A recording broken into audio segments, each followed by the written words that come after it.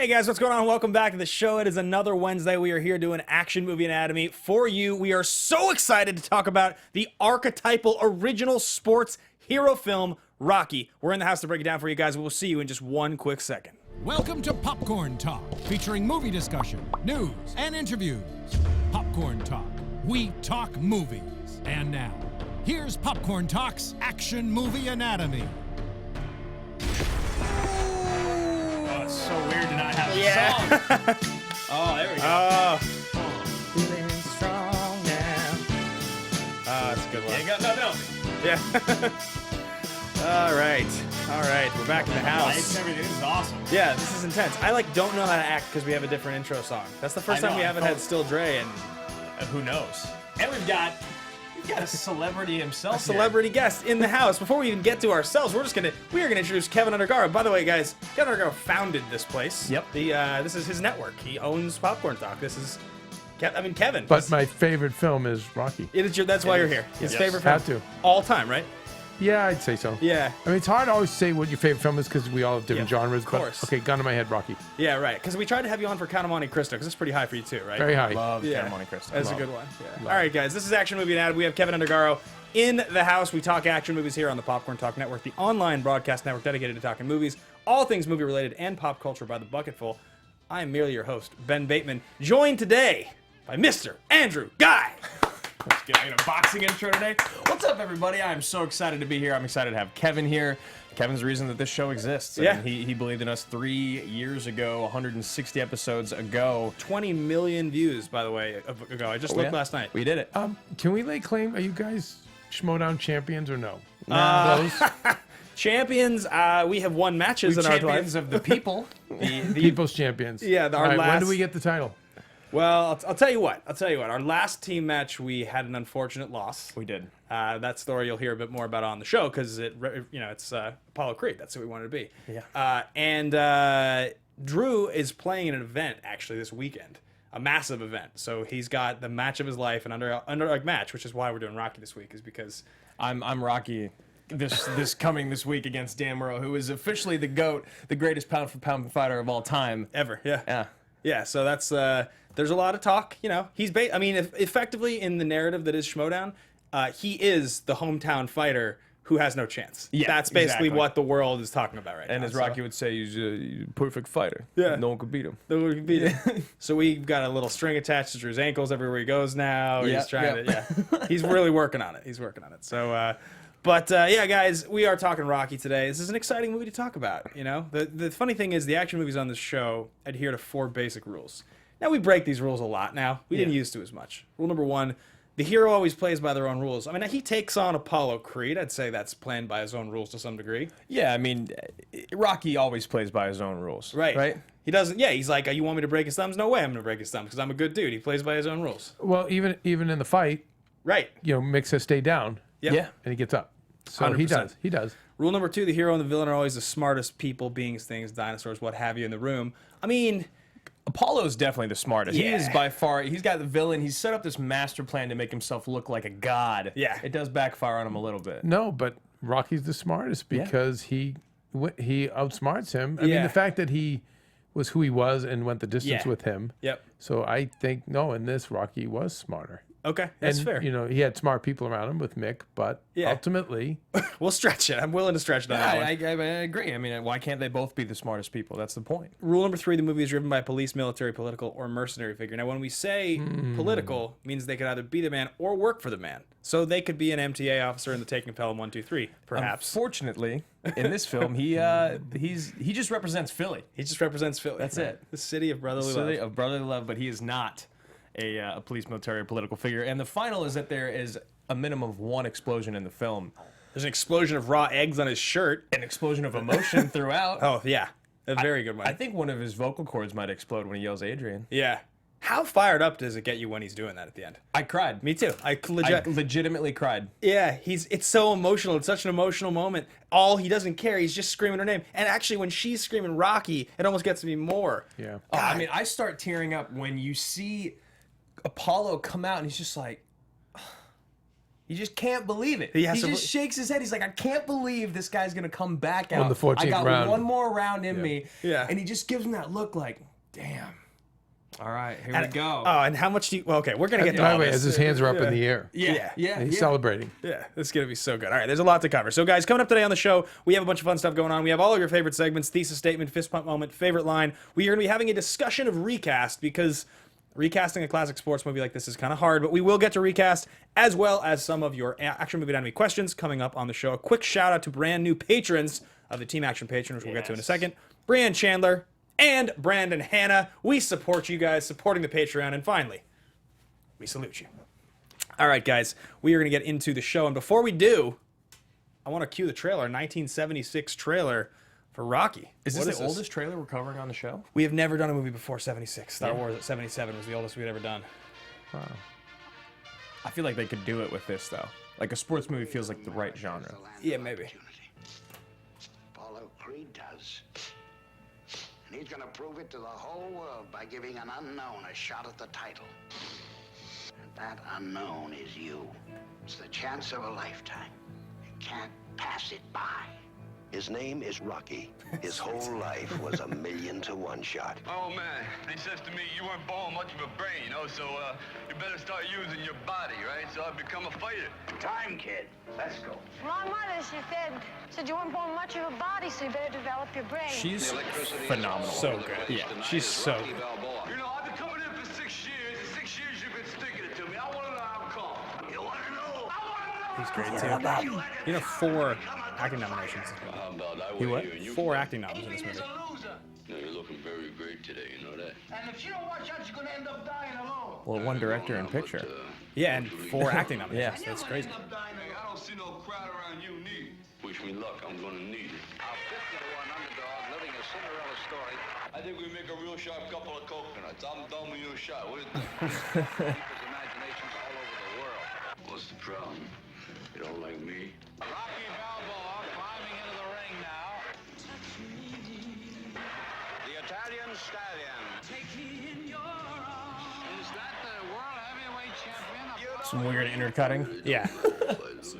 I mean, if you're noticing, this was a very low-budget film. It was a B movie. It was not expected to do $1 million what it did. And you can see, but they didn't have the expectations at all. No. And you can see the way this is edited. It's a very poorly edited trailer. Yep. A voiceover guy. If they knew what this was going to be, this would not be edited this way. Yeah, you I mean- wouldn't have a voiceover guy. It would be far different. Mid-70s trailers are already pretty bad, but, like, this is a particularly disjointed one. But if you check out a movie that they knew was going to be big, you'd see a difference. Well, even just, I'll bet you if we watch the trailer for Rocky 2, it's way better than this. Yeah. Even just... 100%. And that's just only 3 years later, so... Right.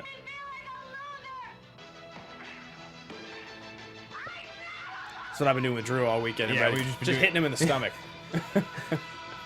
1976. I mean, even including the credits in the trailer. Yeah, which I think What is really the weird. hell? They had the actual star. Well, I said because Also starring. but that's what I mean. But they didn't have any money. It was just cheap. Yeah. You know, it wasn't taking the footage and cutting it together properly. It's funny, too, that United Artists, this is before they got bankrupted by Heaven's Gate 5 years later. Do you know the history of United Artists? It was started by... Fairbanks Chaplin and Mary Pickford. Right. They were the United Artists back in the 20s. They were, whatever it was, they were like, hey, we're tired of this system telling us what to do. Let's start our own thing. Yeah. And in the 70s... Very far ahead of the curve. They gave a bunch of opportunity to sweet directors, and then Jimino bankrupted them with Heaven's Gate, right? They literally, they lost all their money. Though that movie is underrated. But all right, let's continue into the show, guys. That was the trailer for Rocky Best Picture 1976. We're going to get into our very first segment of the show. You guys that watch the show, you know this. This is called Thesis Statement. It is your biggest, boldest thought about the film. This is the greatest this, the only this, the first, the last. Should never be my favorite scene is this. Should be the thing you want to talk about when this movie comes up at a party. So I'm going to jump in first. Yeah. I've shared mine with you guys before the show started, and I was thinking about this a lot. This is the most important sports movie ever made. It is the architect of what became the sports genre. The whole idea of training montages, the entire idea of like the inspirational speech, all of it, just even the whole concept of going the distance but not winning being good enough of an ending. Soundtrack. Soundtrack, all of it. I mean, there's so much about it. The underdog story there had been films, Somebody Up There Likes Me, or there had been sports films like The Hustler or something like that. Yeah. It's just different, totally different. I throw it to you Longest Yard. Yeah, right. 73 was a great sports movie that holds up today. And then Bad News Bears came out a few months before this. Yeah. But I agree, still not quite Rocky. This was the first sports movie to ever win Best Picture at the Academy Awards. This became the definition of what sports movies were. And it's interesting to watch this and then to think about, obviously, this whole franchise, other sports films, because it's kind of a spoofed genre now. Like, you can make a really low quality kids sports movie and it's like all the beats are there, but the beats are from this movie. Yeah. Well, yeah, it almost feels like every single sports movie now is like it comes out of this cookie cutter formula. Right. It has to follow these things, and the guy has to be this, and there has to be the great wife and the support of this, and the bad guy that's this. It's like there's all these things, and it's not that we don't like those things. Yeah. It's just that this movie created all of those cliches. Well, and I think the fascinating part there is, we all three of us are enormous fans of the movie Warrior. We all love it. And we had Gavin and Anthony on the show a couple years ago talking about that movie. When that movie came out, the big review of it was, this is such a smorgasbord of sports movies cliches. It's just all the cliches, but it works, right? Yeah. They're only cliches because they've been done before. You can still make a classic by using the same beats. That movie is a classic, in my opinion, and it uses all the same beats. The unbeatable fighter, the underdog, the alcoholic father, right? Like, all of it. But funny, you really had this in Bad News Bears. Do you guys are familiar with the original one? I mean, I have seen the original Bad News Bears, but you have a lot of these beats. You have a training montage. You have them getting better over time, and then of course the big game at the end that they come close to winning, ultimately lose. Right. But the alcoholic coach, so it's interesting. And the score, the score from Carmen. Yeah. Which is a very familiar tune, plays throughout that. So maybe I have to watch it. Maybe I'll revise it. But as it stands now, now, we'd only beat it by a few months. I mean, it's a few months, and again, it didn't hold up over time like Rocky. Yeah, but I mean, how many sports movies do? But that is my thesis statement. So I'm going to throw to one of you guys, whoever wants to jump in with yours, for the next thesis statement. You want to hop in? Right. Sure. So I didn't know how to do this, so I had to write it down. First time. So I'd say, other than Godfather, I don't know of a movie that has held up over time any better than Rocky. And like Godfather, Rocky lives on not only in pop culture, but also in terms of inspiring others globally.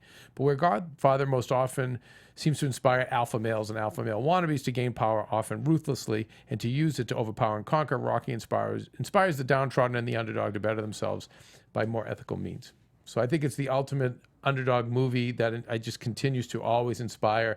I know many athletes who go to this movie. Right. I mean, Tyson used to watch them before fights to get pumped up. I mean, so that's what I think. I think that it really resonates to people's. I think it's like a bit of a religion, to be honest. Well, it's so crazy with these sports movies. There's so many of them, like Miracle and Hoosiers and Rudy and Rocky, that you watch to make you feel like you can do it. I can do whatever today is going to bring on to me. And it's true. Rocky is the epitome of that feeling. And it is interesting that you bring up The Godfather, because one of the fans was talking about like ranking franchises. And like, obviously The Godfather is usually ranked as the number one franchise of all time. But it is so interesting that you put that it's like it inspires alpha male and alpha male wannabes to take power ruthlessly, as opposed even to in Hollywood. You know how many times the guys quote that? Of course. The executives. And Scarface gets quoted. And shit. Yeah, like, and it's like, on, you know man. what? It's really, guys, they're amazing films. I love Godfather, but do we really want to inspire people to go hurt other people and overpower them? Yeah, I don't know. Yeah, I love that. Whereas Rocky doesn't. No, it doesn't. That's a good point you make. You kind of actually had your thesis and explanation written back to back, which is cool. We never actually write our explanations, but I think everything you said is, if I could communicate my thoughts that concisely, I'd probably be better off and probably have a shorter show. Well, okay, so I'm going to hop in with mine, and it's interesting because we talked about it with these other movies and stuff, but I believe truly that Rocky has the greatest use of a MacGuffin ever in a film, which is who wins. Yeah, right. No one cares who wins at the end of it. Like, it's said in the background as he's hugging Talia Shire, and your winner is Apollo. And no one gives a shit. No. And I could not be more pleased. Yeah. Because I know that he doesn't win. Yep. I've seen this movie before. It's been out for 40 years. You know what I mean? But, like, in the way in which he doesn't win, and the fact that you as a fan, you're teared up, you're inspired. Yeah. You don't care that he hasn't beaten Apollo Creed, and you wanted him to win. We all wanted him to win, right? But then when it actually happens, when that moment actually passes, you don't care. And I feel, and I need to revisit Bad News Bears and other movies, but what I've seen in sports movies a lot of the time, when the team that you really want, your team, when they lose, you feel like something's kind of been taken away from you. You feel like you kind of got beaten by the movie a little bit, the system. You got cheated. But with this, it happens, you're like, I don't care. He did it. He did everything he was supposed to do. He lived up to what he wanted. All he wanted to do was go 15.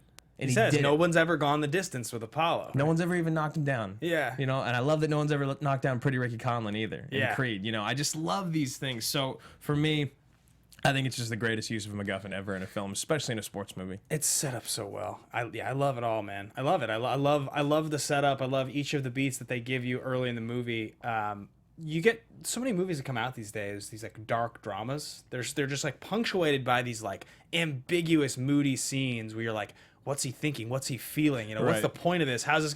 Whereas like this movie is just like, oh, he's never been treated well by this guy. And he's like, why you never give me a shot all this time? He's like, that's exactly how he feels. He's yelling it in the middle of a gym. Yeah. And he's saying, this is exactly what you did. Scene over. You know exactly the whole backstory. There's nothing weird. Yeah, there's no flirting or beating around the bush. It's just straightforward writing. And maybe that is a testament to him, the fact that he wrote it in 3 days and that it was one of the first things he's ever written. Yeah. But maybe that bit of being a novice makes it that much more authentic. Maybe, yeah. I mean, he's young. He's 29 when he's shooting this movie. That's crazy. It's crazy. It's crazy. So, all right, guys, those are the thesis statements here on AMA. We're going to continue through the show to a very fun segment of the show. This is Fist Pump Moment. This is the moment in the show. If you guys have watched or listened, you know what I'm about to say. You're watching the movie, something happens, you look around, you're like, are you seeing this right now? This is so awesome. I get to watch the rest of this movie. Usually in our case, because we don't get to watch them anymore Pick up together. my phone, you're like, okay, stop whatever you're doing, go to Rocky, 27 minutes, 36 seconds in. I'm having dinner right now. I can't do it right now. Yeah. All right, I'll turn it on. Yeah, that's like usually, that's the fist bump moment. You get hyped. You get absolutely hyped. And this movie, does it have some fist bump moments, man? Oh, it has so many.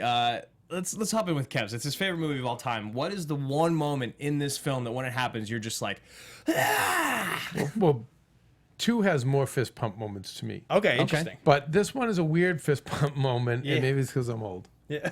It's we the have scene. weird ones, man. It's the scene after Rocky's done yelling at Mick. Yeah. When Mick offers his services as manager, and Rocky rejects him, and the following scene, you see Rocky chase him down the street, and there's no dialogue, just very little music, almost silent, but you see them talk a little, then hug. And he like as he walks away, and then Rocky walks away and points at him. And to me, it's just the beauty of that character of forgiveness, you know. And he needed to get that out of his system for Mick. Yeah. So Mick was a shit to him, but he was also a shit in his own life, being a leg breaker and not focusing. Yeah. I can see why a trainer wouldn't want to train him. I just thought it was beautiful because, again, it wasn't about conquering. So much. It was all those inner demons and those things inside. And I don't know, there's just such a good character there. So I always thought that was such a moment that, as I'm older, when I was a kid and saw it, as an older person seeing that, I was like, oh, that's amazing. Well, because that's also like, probably he obviously got nominated for an Oscar for this movie, and I think that scene before that is probably the scene that he gets nominated for because he has to exercise a lot of rage. There's a lot of complexity. Paulie. In that. You like my life? Both of them, but I was my going to life say stinks. Stallone, that scene, my life stinks when he's yelling. Yeah. You know, that's a good scene. He's one man acting. He's communicating a lot. That's a great scene. That's a good point. You know, I think for me, my fist bump moment with this movie has to be. Well, there's a couple. So I love the moment when Apollo's trainer is Butch, right? Is that his name? Not Butch. What's his Mickey? name? Duke. They actually changed his name. Duke. It's Tony. You hear him, Paulo call him Tony I think in the second film, and then as it goes on, to the other franchises they call him Duke. The other pictures they call him Duke. But yeah, I love when Duke's watching the clip on TV and he sees him hitting the meat. And you see that look in his eye. Yes. Oh, that guy. Yeah, it's he's like, you see that look in his eye, and it's the classic sports thing where you're like, you're underestimating this guy. Yeah. This guy's smart enough to know because he's the trainer. You gotta come look at him, champ. He's gotta come look at him. He's like, what's he say? He's like, this guy's no joke. He's like, I'm no joke either. No, he means business. Yeah, he means business. I mean business too. Yeah. And you're like, oh man, this is gonna be good. That is so awesome. Good. This is gonna be a real fight. Do you want to hear a fun story about him? That actor. So, and this is from Sly himself. Okay. That when they were doing Balboa, Rocky Balboa, he had to tell all the extras and the actors in the ring, like, listen, this guy's method. Yeah. He's like, so when he gets in that ring, in you know, like when there's like chaos and they have to pull everyone apart, he's gonna start throwing people. And if you see it, it's sloppy. I think he falls down. Like he's that guy. And so when he was screaming at me in Rocky IV, and you know, all those amazing moments, he was like, he's like just. It's all in him. Full method, full in. some of the best moments in the entire franchise. He does. He really Right? throw the damn Throw the damn yeah, towel. like, Yeah. there's so many great moments from Well, him. what about even in Rocky Balboa? You know, Yeah. so you know your legs are gone. You know, he basically does that speech before the workout. We're gonna rely on cast iron horsepower. You know, Yeah, like, right. I haven't seen that one in a while. We're gonna hit this man so his ancestors feel it. Yeah.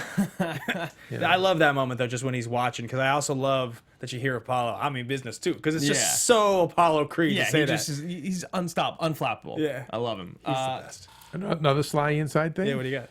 Is that he really he wishes he didn't kill Apollo in the movie. Really? Oh, really? He wishes he put him in a wheelchair or something because he misses his work so much. Yeah, and he's even as he's worked with the new movies and the new fighters, he also misses what an athlete he was. Right. He's like, I really underestimated what a great boxer he was and a great athlete. And he said, Mr. T, when Mr. T would take shots, he didn't know how to sell. Yeah. You notice how his head bobs just back a little bit in Rocky 3. Right. But he's like with Carl Weathers, he knew how to really sell the pain and the suffering, the anguish.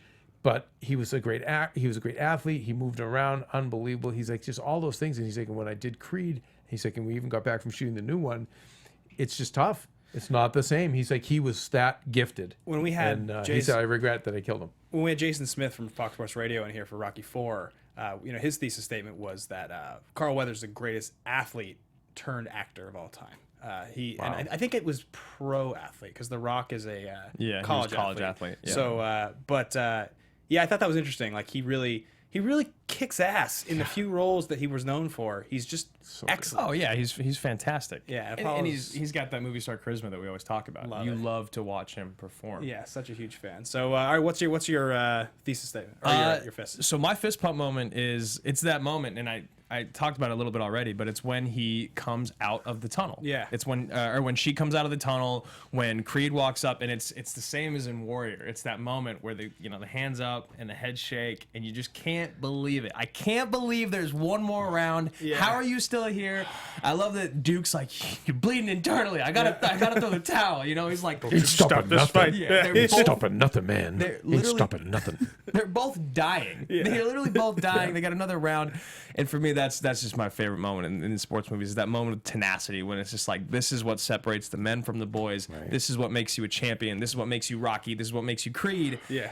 And it's that moment. And you're right, that long shot of Talia Shire coming out, and she just lowers her head. It's in a long shot where she's like, oh, Jesus, what the hell is going on here? It's the Nolte Warrior shot. He comes out of the tunnel, and he sees the brothers, and he gives them the nod. That nod, like, you got to do it. Yeah. Oh, that one's another killer movie. That's one of my top 5 movies. Yeah, me too. It's my fifth favorite movie ever. We Drew and I never get to hang out anymore, really, unless we're doing work.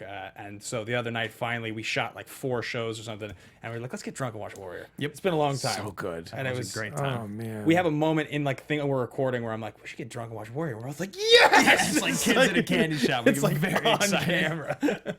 So it was exciting. But all right, guys, those are some good fist pumps. Share your fist pump moments in the chat below, and of course, if you want to follow along and tweet at us, you can find me at Ben Bateman Media. Drew, where can the folks find you? You guys can find me at Andrew Ghai, and Kevin, where can people find you? At Undergaro. Yeah, if you guys want to follow along with your thoughts there, be sure to tweet at us. We have a few other shout outs I want to get to real quick before we get to star profiles. We have a Facebook fan group that was started by some wonderful generals, supporters of the Action Army. And if you guys can find that on Facebook, facebook.com. Does it even have a name? Just go to Facebook, type in Action Movie Anatomy fan page. You'll be able to find it that way. And we also have an Action Army fan page, which is dedicated to our Schmoes Know personas. We've been posting videos recently. Ben just did an interview last week. Yes, about his match. My match against Scott Mantz, and it was a hell of a match. And there's a whole interview you guys can find there. So go check that out on the Facebook fan groups. Let's get into star profiles, guys. Where were these guys at in their career? We made this movie. We decided to focus, obviously, on Sly and Talia Shire because she is truly the second star of this movie. She really is. Like, as much as you want to say it's Creed, when you walk away, when you watch this movie, she really, really ties it together. Yeah, she clearly is. Her and Paulie. Yeah. So Sly, this is interesting. This is real early on. There's a lot that's been written about sort of his story and, having written this movie and when, obviously what happened to his career after. He launched this and First Blood within 5 years of each other and had 2 of the most successful. I think we said 85, right? That's Rocky IV and First Blood Part 2 the same year. Yeah. He made like $700 million or something like that in 2 movies. Back in the 80s. In the 80s? Yeah. It's an insane amount of money. You could buy you a lot of Nikes back then. So he This is obviously very early in his career. He has small roles to this point, and he's just coming up. And you watch Creed, and you're like, wow, like this is the full breadth of a movie star. It's one of the biggest movie stars of all time, and this is the first moment the world really gets to know who he is. Yeah, and it's interesting if you go and you flash forward 40 years and you think about Michael B. Jordan's career and where he was at in his, and it's like, honestly, it's kind of doing the exact same thing for both of them. You know, he'd been in Fruitvale, but I haven't even seen Fruitvale. Yeah, I know it's a good movie. I saw Fruitvale. Whereas like, Fruitvale, and I've heard it's great, and Coogler did a good job, and so did Michael B. Jordan. But if you look at it after Rocky happened, after Creed happened, their careers went astronomically through the roof. Yeah, Michael B. is like, it's funny too because they had tried with him, and he had acted a lot. He'd been in a lot of stuff, right? Everything from Friday Night Lights to The Wire, but like. The difference, and even Fantastic Four, but that movie was a flop. Yeah. But the difference between all those franchises and movies and the one hit that is Creed, him jumping around with his shirt off, looking like a full-grown adult, being that he is a global movie star now. Yeah. And he's never looking back. And so if you look at Stallone in his career, he did Capone in 75. He does Death Race 2000 in 75 as well. And he also does Farewell, My Lovely in 75. So he's working, but he's not a star by any means. I've never seen any of those three movies. No, I've only heard of Farewell, My Lovely. Or I mean, I've heard of them all. I think I might have actually seen part of Death Race 2000. I've seen Capone. It was It's no good. It's not good. Yeah. Yeah. And then you look at Talia Shire, who was actually doing okay for herself. She did The Outside Man in 1972, Maxie in 73, and then she was in The Godfather Part 2 in 74. She's a good part of The Godfather Part 2. I mean, that's a big role. She plays the wife, right? She's in part one. Yeah, as yeah, well. yeah, for sure. Yeah, she's huge. She's got she's huge in both movies, but I mean, I guess her her lineage is, she's from the Coppola family. Right. So, Yeah. Yeah, and she's got some big emotional scenes in Part 2, and then I guess she takes a year off before she does this movie. So she's interestingly enough, she might have been the biggest star in this movie when it got made. I'm trying to think of Burgess Meredith. Yeah. Burgess Meredith. Never mind. Someone else has more inside information I shouldn't give. Maybe you should. Save that one. So it's interesting. You look at both of them in their careers, and yeah, I think Talia Shire is actually probably the most famous person in this. Even though I think Burgess was. Oh, Burgess. Yeah. Burgess Meredith. Yeah. But then again, I mean, Godfather, right? That's what I was There's gonna nothing say. bigger than Godfather. But Best Picture, 74. Burgess Meredith had been around for forever. Long time. Right? He had done a ton of work. And I think that leads perfectly in our production development section where we're talking about Stallone being cast in this movie. So Stallone wrote this movie in 3 days. Yeah. Yeah, that's one of the great things about this. Is he wrote it in 3 days, and then he was kind of inspired by the Muhammad Ali Chuck Wepner match. Now he denies that he took Wepner as a straight like cutout for Rocky. Yeah. But they ended up settling out of court later on for an undisclosed amount. Who cares whether he took it or not? Doesn't matter. He also has been saying that they took things from Rocky Marciano, Rocky Graziano. He did. But at the end of the day, this is his story, and this is what he wrote for himself. And that's a big part of the production, is that everyone wanted to put someone else in this movie. Right. No one wanted Stallone in this movie other than him, and that was his ultimatum. He's like, if you guys are going to buy this movie, I am going to star in it. And that, to this day, he says, would have been the biggest regret in his entire career had he put someone else in there. They were talking about Redford and Brando and I can't James remember. Caan, Burt Reynolds. James Caan, Burt Reynolds. So there was a lot of people in there. He turned down $1 million too. Yeah. And he was living in his car. I mean, he was poor. Do you think any of those guys, Kevin, growing up watching those guys, Redford, O'Neill, Reynolds, or Caan, do you think if any of the four of them had ended up this movie would have been? Nope, because they're movie stars. Yeah. You need some raw. Yeah, you need someone raw, like that. Raw. One of the interesting things about Stallone is that he gets almost better looking as like 4 or 5 years later. It's almost like he's so young and like, I don't know. It's like his eyes are like he like hasn't too big grown or into something. himself. It's also pre-Hollywood. Yeah. So there's no tanning. There's no being on the high protein diet, and you know what I mean. And then God knows what else. Like they were doing in the '80s. So yeah, it was none of that stuff. So it was just a good-looking guy who just had a good body, not an amazing body, but a good body. Because by Rocky 3, his body is ridiculous. Ridiculous. The slow-mo running on the beach with Weathers in the yellow shorts. Well, and, because each of his like quad muscles are like styrated. Yeah. Well, dude, because I mean, look at Mr. T. Yeah. He had to look like he'd actually beat him. Yeah, It was insane. So then you go into Irvin Winkler and Robert Chardoff, who are the two main producers of this franchise, and they were the ones helping Stallone out to get this greenlit. They had to keep it low budget, though. They had to keep it, so they agreed on $1 million with an additional $100,000 for advertising and things like that. And they greenlit it. They did it. They said, okay, fine, you can do it. We're gonna have you be Rocky in this movie that you wrote, and we're gonna have John G. Avildsen direct it. Yeah, so John, you're a big fan of John, right? Avildsen? Yeah, I love this and I love Karate Kid. Yeah, they're his two most famous ones. What's interesting about John G. Avildsen is that a lot of people think about Rocky as the breakout movie for his career. He had done a movie called Save the Tiger in 1973, which is a Jack Lemmon movie that Lemmon actually won Best Actor for. And it was nominated for Best Screenplay, a couple different acting awards. It was a big Oscar movie. Yeah, 3 Oscars it was nominated for. And it's the movie just a few years before Rocky. But obviously, who's ever heard of Save the Tiger at this point? And never. Yeah, and Rocky has lived on. So he had a massive career, but he left the franchise after the first movie. Which, do you think that was a mistake? Yeah, I mean, but back then it was different. Yeah, back then that was the cool thing to do. Back then, he didn't have franchises. In the last 10 years, they've all wised up and said, "Yeah, you know what? Yeah, no, let's keep this going as long as we can." But back then, no, it was different. Cougar's not doing Creed too. Well, he got for why it was only because he was it was a schedule issue. Because he had Black Panther, which is Marvel, and so you knew. So if I were advising him, I'd say, do Black Panther, because you've done this already, you did the sports one, but once you get into that Marvel and the money for your family is so crazy in those franchises.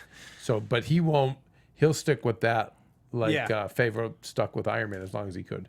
Yeah, or maybe what they'll do is maybe they'll bring him back for Creed 3 and later if his schedule will allow, maybe Pretty Floyd will get out of prison and he'll come fight. But business-wise, I get it. I get why he did that. I mean, I would too. It's smart. Now, time-wise, he could have done both. He may have. But the thing is, it's not like an actor. Now, you guys, you actors, you show up, you do your job, you go home. Sure. For a director, it's a year and a half, 2 years, sometimes 3 years out of your life. Yeah. Between pre-production, production, and post. So you really have to be careful when you make that decision. And I know many directors who have picked the wrong one, and the other one went on to be the big money-making franchise. Well, especially too if you're like him, you're Coogler, and you're a young guy. So Fruitvale was an indie that people liked, and it was very well received. And then this movie obviously was a hit, or not this movie, but Creed. It was a hit. But you have to make that decision. It's like you don't have unlimited credibility.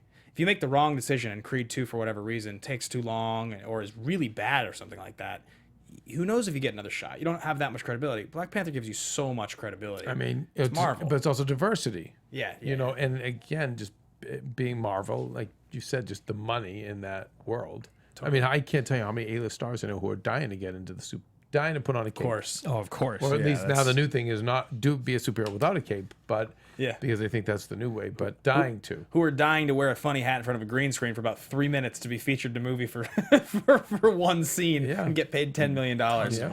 Yeah, exactly. So, but yeah, so John G. Avildsen, obviously very famous for this film. I wonder if there are any other directors ever that have two iconic sports movies in different genres, like franchise. I mean, he's got the Karate Kid 1, 2, and 3, and Rocky. Yeah, just the first in both franchises. That's two of the 10 most famous sports movies ever made. I mean, you got Gavin with Miracle and Warrior. I love it. Oh, that's yeah. Miracle's one of your favorites, isn't it? One of my favorites. It's so good. It's outstanding. Just crushing it. That speech, man. Yeah. Great moments. Great opportunity. Yeah, it's fantastic. So, all right, let's continue moving through. All right, guys. So we are going to get a little bit into critical and box office. Drew, take us away. Yeah, so this is, we were talking about this. United Artists produced this film. It only cost $1.1 million with their budget. That's their budgeting and their marketing budget. It was released in November 21st of 1976, which makes sense as why this is such a big Christmas movie for so many people. I don't know about you guys, but I was watching with my family. So domestically, it grossed $117 million. Worldwide, it grossed an additional $107 million for a grand total of $225 million off of a $1 million movie. At the time, it had broken records for coming back with like 1,500% returns. It made the most money in 1976. It was the highest grossing film. Yeah, absolutely. That's crazy. I mean, 225 worldwide in 76 that's like for a movie that cost $1 million. Yeah, like this is where you're the smartest guy in the room. Yeah, exactly. Winkler and Charter, who, by the way, did a lot of work on the script. Really? Yeah. Oh, I didn't know so that. The script was very raw, and they put a lot of people had a hand in that. I was going to say, I would have to imagine a lot of people had to dip their fingers into helping him out. Not that he's not a great writer, but you can't write a script this good in 3 days. No, you just can't do it. Everything came together. Yeah. So let me ask you this, Kev. So what about a year ago, I got to spend a little time around Sly at a thing that you hosted, and it was unbelievable. It was incredible just to hear him tell stories. But you've gotten to meet him now a handful of times and spend a little time with him. Yeah. And become friends with him. Like every Christmas. Yeah. Yeah, it's cool. So this being your favorite film of all time. Yeah. How did you, like, when you first met him, did you have to, like, restrain yourself a little to not just be like, just went right tell in. me about Rocky right now, please? No, I just went right in. Really? Well, I start with Rocky Balboa. Yeah, okay. Because I admire, that one's my favorite of all of them because it lived up to Rocky behind the scenes.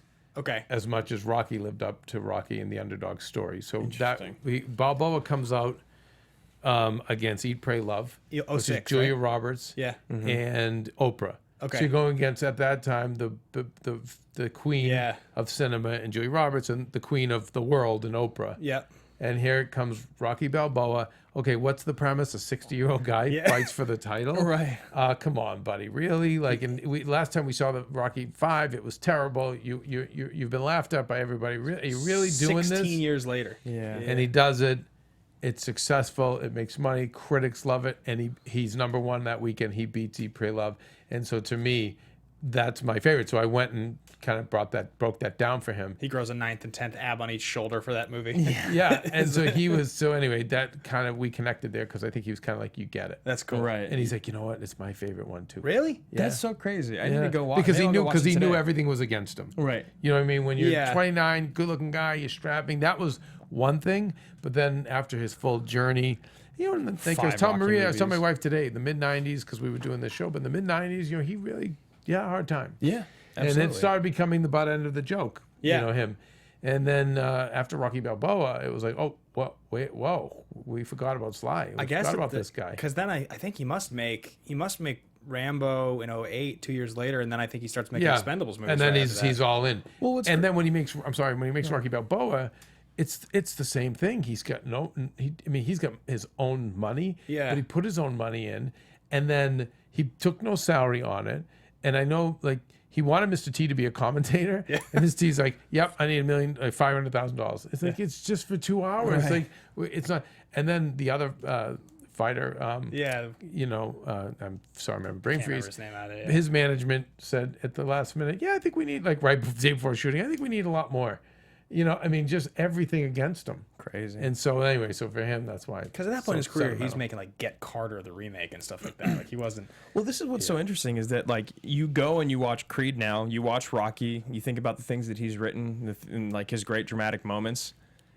It makes no sense as to why he fell so far from grace in the 90s. Like, those movies, obviously the movies weren't good and he kept picking a lot of bad movies. But the thing is that Stallone's actually a much better dramatic actor than anyone gives him credit for until like the last couple of years when he gets nominated and people are like, oh yeah, remember that guy that got nominated before? Great artist and storyteller. He's a great painter. You see his paintings, they're magnificent, but he's a great storyteller.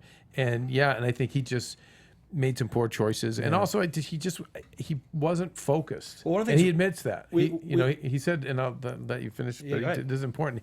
I think he said, once it became about, I'm not getting out of my trailer until the other stars out of their trailer. You can only shoot this side of my face. He said, once it became about that, once it got away from doing our makeup and getting dressed in the back of a pickup, he's like, that was when it was over for me. Yeah. We laugh a lot because, the comparisons happen endlessly. Schwarzenegger, Stallone, right? That's like a thing in the 80s. Everybody Yeah. But what's funny about that is the Schwarzenegger from a very early part of his career kind of got that, like, he was very happy being one thing. See, I'm going to be this action star who's super jacked. The thing is, I'm going to be known for my body and my one-liners, and that's going to be my whole career. Yep. Even the Terminator movies, which are great, it's not like he has a lot of lines. He just has to, like, be a robot. Whereas Stallone was very famous for being an action star and a fighter, but he was like, I want to make Rhinestone. He's like, I want to make music. Well, he's an artist, he's a storyteller. Exactly. Yeah. He would take way more chances and try different stuff out. He's like, oh, Demolition Man, that's a weird, interesting movie. I want to make that.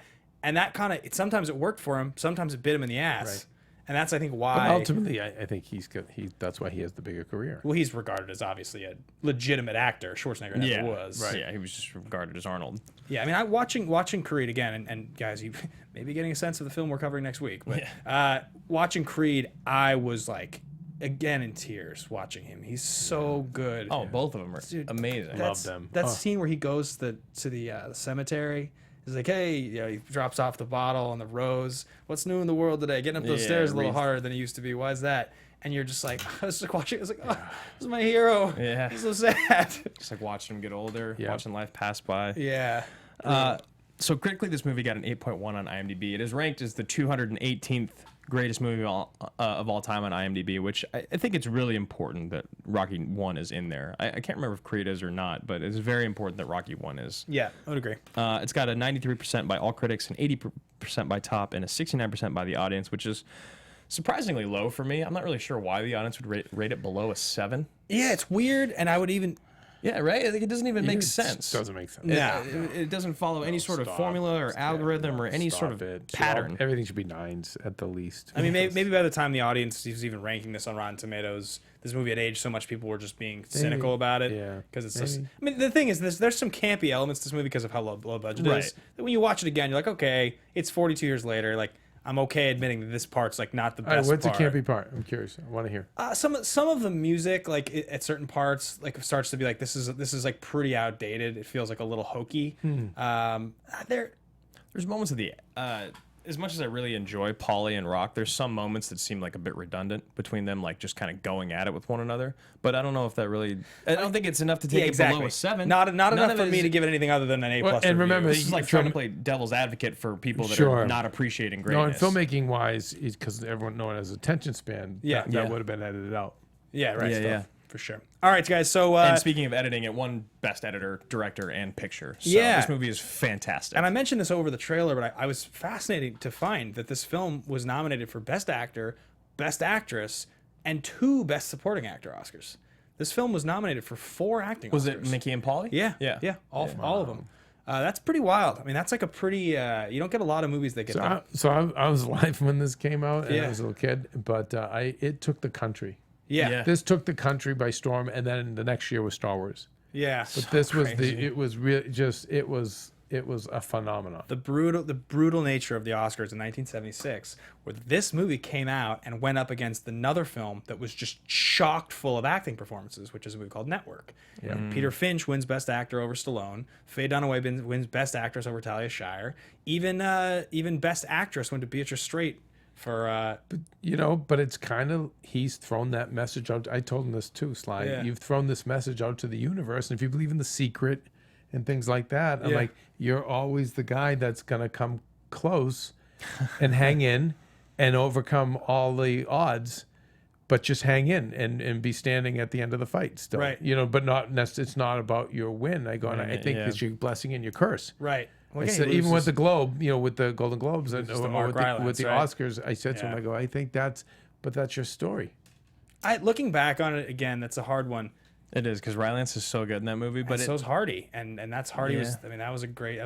What was the movie? Tom Hardy into The Revenant, and Mark Rylance and Bridge of Spies were the 2 front runners. Like alongside him, that's hard. a tough one. That's a hard one. I love all 3 of them. All right, guys, we're gonna move into the next bit of the show. This is gonna be favorite line, your favorite line in the film. This movie has some really good lines. Yeah, there's some great ones. I'm gonna hop in first because I got a real one. And I got, there's a few of them. There's like 3 of them. There's like the first one that happens right off the bat, which is like Apollo Creed versus the Italian Stallion. Sounds like a goddamn monster movie. I was like, yes. I was like, yes, it does.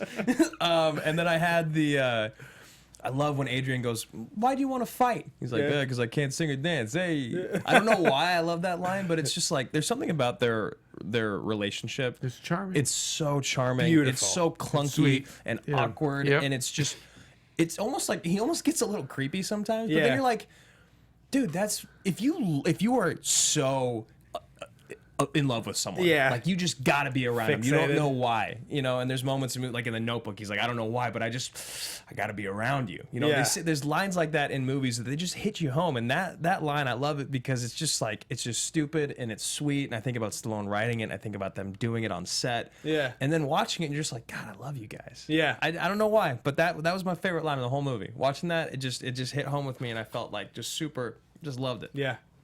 What do you got, Kev? I can't beat him. I can't beat him. I can't beat him. I can't beat him. Yeah. You go through this whole journey. He trains just to sit in his bed. He sits up. He's staring out into space. Yeah. He's like, I can't beat him. And she's so great. Like, and I love her going, instead of being like, no, you can beat him. She's like, what are we going to do? Yeah. And then that's when he says, I want to, when that bell's ringing, when Yeah. that bell rings, I still want to be standing. No one's ever gone the distance with Creed. And I just don't want to look like another bum from the neighborhood. Yeah. And it basically, in that scene, it basically spells out the whole movie. Yeah. If the winning is about standing when that bell rings. That's all it's about. Yeah. It's not about a winning the title. Great moment So, realization. and again, because I look at this movie like it's like such a religion. But haven't you had those moments, you guys? Are you too young to have had those moments where you're like, what am I doing? I can't. Oh, I can't win. Absolutely. Yeah. I can't do it. One of your favorite things that you say, Kevin, and a lot of your, you host the seminars, you'll say is Half-Life is showing up. That's one of the things. And it's like he had to show up to the fight. He had to put in the time. He had to show up. He had to make it to the end. He wins by showing up. That's it. And that's cool. There's a couple for me. I really love when that scene where Mick is there and he's like, this is what I used to look like, and he takes out the picture. And I love Stallone looks at it and he goes, looks like you take really good care of that picture. And you're like, what a great line. It's You're such a like, good line. there's so much behind it. Yes. You're like, it looks like you get your head up your ass about how great you used to be and you haven't let go being the alpha dog, and it looks like you care more about that picture than you care about me and my well-being. It looks like you care more about yourself and your reputation for me winning this fight than you even care about me winning this fight. And I can tell all of it by the fact that you're carrying around that fucking picture. Just to show me. Brilliant. Yeah. I love that moment. I also love this is just and there's a couple lines, but I love when his former loan shark boss gives him that money. Gazzo. Yeah, Gazzo. And he gives him the money, and this is another MacGuffin. I actually thought this is what you're going to say.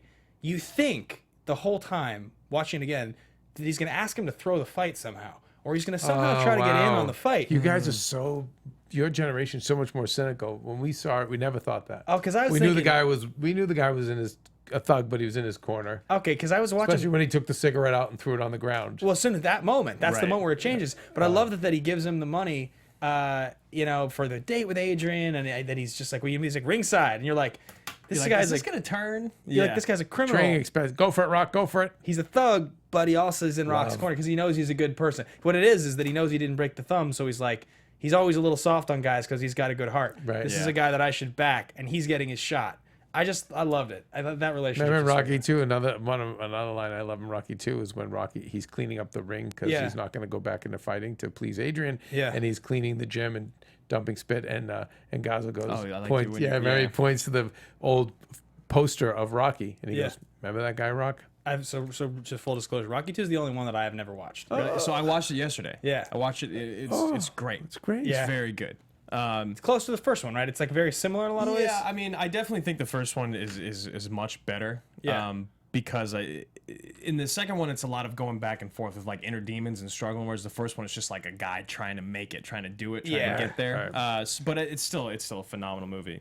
And then obviously, how do we not say Adrian? Like, it's been, people have made fun of it so many times, but when he yells that at the end of the movie, my God, my heart breaks. So emotional. Yeah, it's amazing. And just the fact, everything about their relationship, like their relationship is what makes this movie. I mean, it's funny. Like, remember when we had Ryan Brookhart came on the show and he talked to his thesis about Cameron is, James Cameron's films masquerade as sci-fi action flicks, but they're all love stories. They're all just love stories. Yep. And when you think about it, you're like, well, that's kind of true. That's what this movie watching this time made me feel like, is this is a love story more than anything else.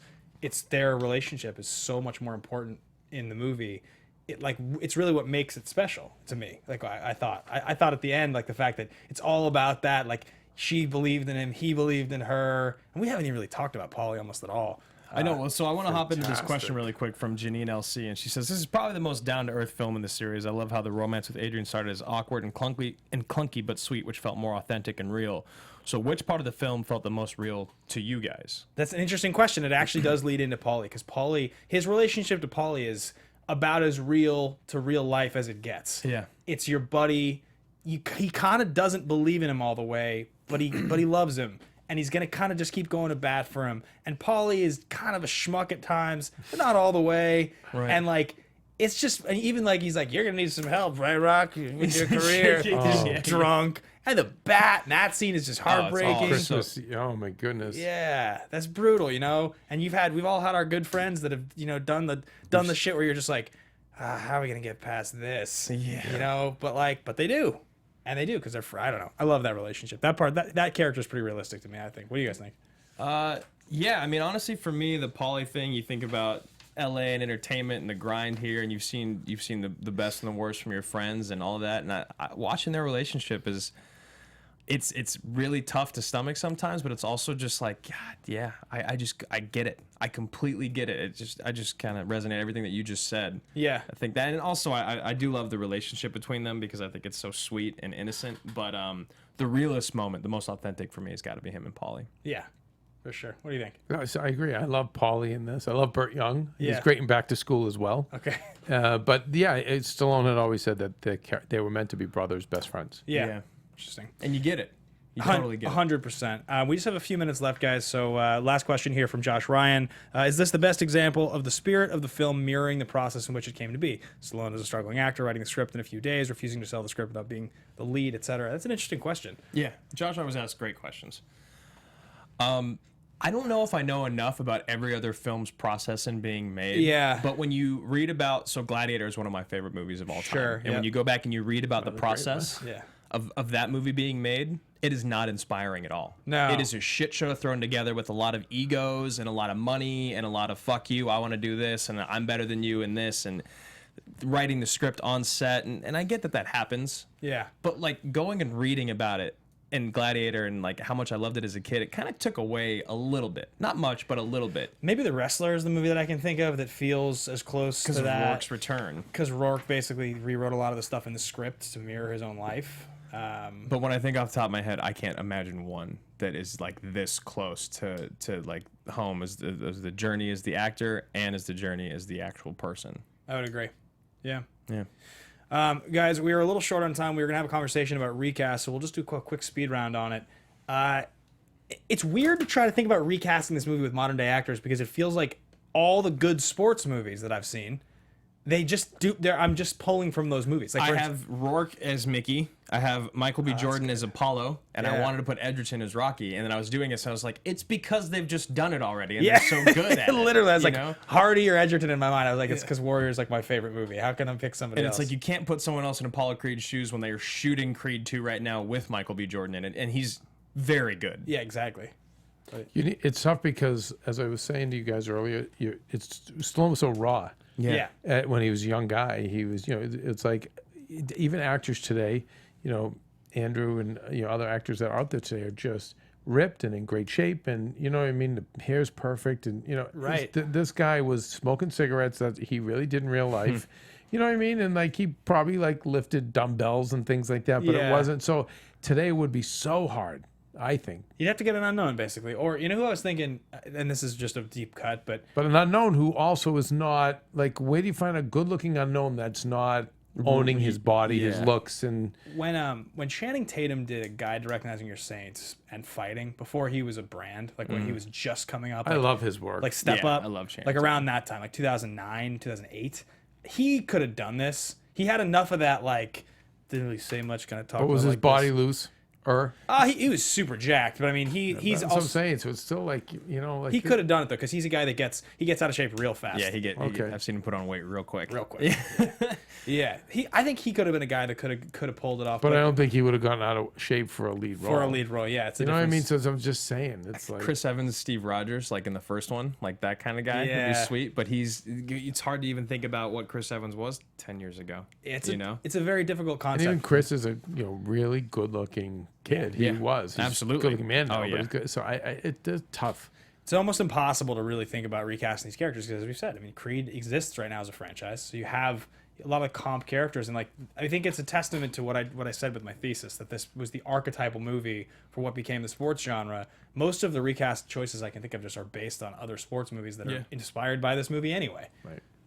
That is what it is. So. All right, guys, we are going to plug one last thing quickly before we get to our sign-off, and that is patreon.com/teamaction. Guys, you may know us from the Schmoes Know, you may know us from AMA. Every single week, Drew and I are recording additional content in front of a giant mural of Nicolas Cage. We have It's fantastic. We do top 5 lists submitted by the Action Army. We do post Schmodown interviews. We riff on stuff. Basically, guys, if you go to patreon.com/teamaction, you will get additional content every single week. That's the way to do it. So Yeah, and if we get to our $500 goal, we're gonna start doing 2 videos a month. 2 videos or 2 a videos month. a week. Excuse me. yes, so Which is a lot. yeah, so We're thank you to excited. every single person who supports us doing that and has been a fan of both shows for a very long time. All right, guys, there are 3 action movie categories. Totally ridiculous, totally legitimate, and ridiculously legitimate. And I think without delving into exactly what those categories mean, I think Kev can probably kick Pretty us much a off. guess. Yeah, they're all fantastic. It's pretty impossible to call this movie anything other than totally legitimate for me. It would have to have gone over the edge of campy to even get to the middle, and it just doesn't. And it's not even that campy. No, it's not. It's just old. Yeah. Dur. I think this movie's pretty fantastic, and I think very easily totally legit. I mean, the fact that it got all of us. I mean, I don't know if you teared up because you've seen it so many times. No, I just teared up an hour ago watching it. Right? Like, Yeah. a movie that is not legitimate cannot make you cry at its pinnacle moment when it's succeeding in every way. You know Yeah, what I mean? It's totally. doing everything it wants to.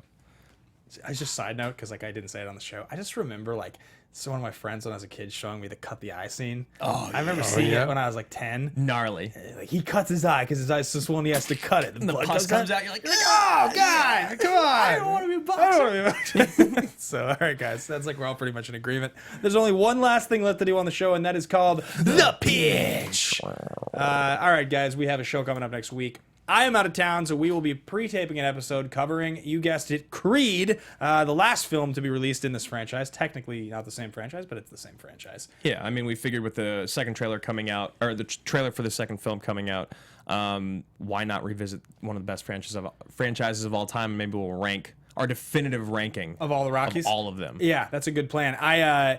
It's another underdog film. What can we say? I mean, Drew's taking on the greatest of all time in Schmodown, so Collider Collision is this weekend. We just decided to, yeah, exactly. Fingers crossed. Fingers crossed that he can go to the final round. That's all we're hoping for. I want to go to the That's final it. round. Just No gotta one's go ever to gone toe to toe. No. Yeah. Never. So, all right, guys, that's going to wrap us up. Thank you so much for watching. Thank you so much for listening to another episode of Action Movie Down. But one more time, guys, where can the folks find you if they want to follow along with your exploits? Oh, you guys can find me at Andrew Ghai. At Undergaro. And you guys can find me at Ben Baby Media. Thanks, guys. See you soon. Bye.